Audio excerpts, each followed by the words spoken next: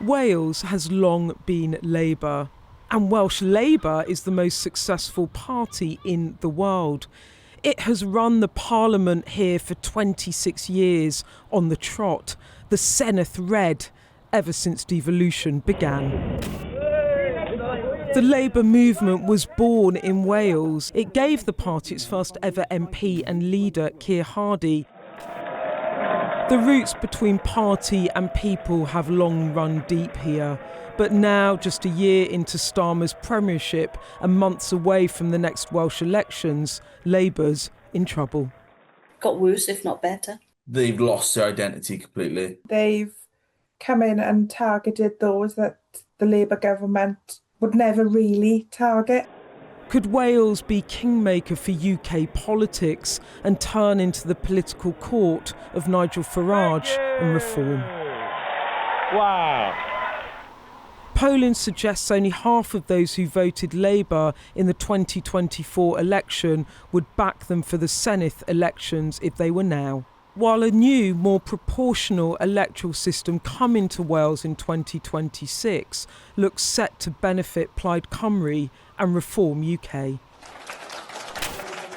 Reform are now topping the polls in Wales for the Senedd and Westminster. Nigel Farage sees opportunity. Here's the point about things going so badly wrong in Wales over 25 years.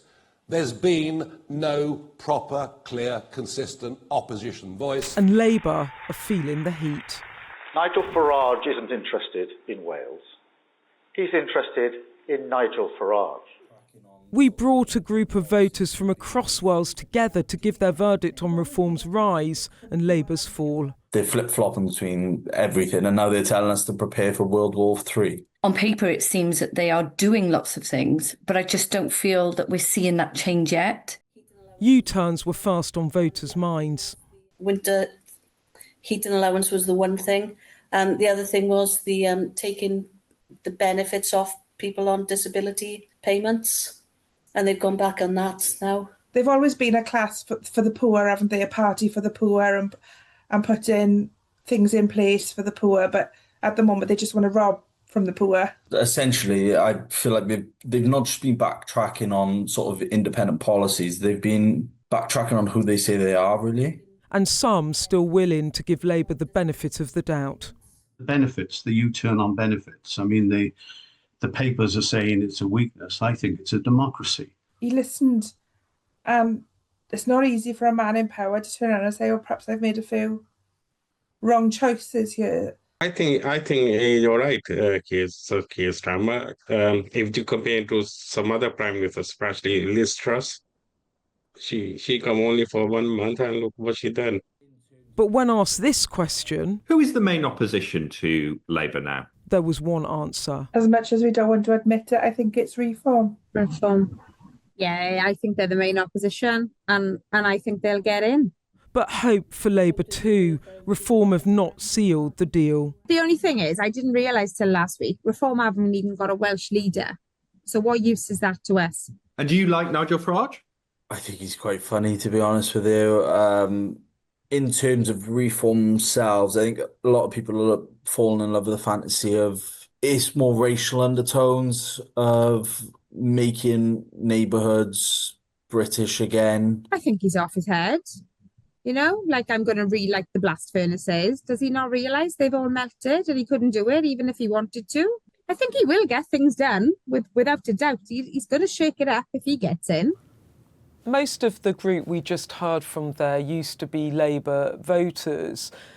But apart from a couple of supportive voices in that group, most of them were really disappointed with Labour's first year and with Keir Starmer. They were frustrated, they were disillusioned, they were distrustful.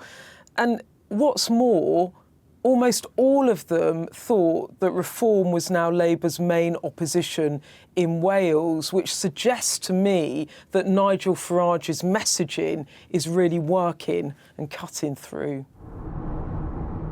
And I wanted to find out more, so we went to Wales to meet Carla, a floating voter who turned Reform in 2024 and is thinking about doing it again.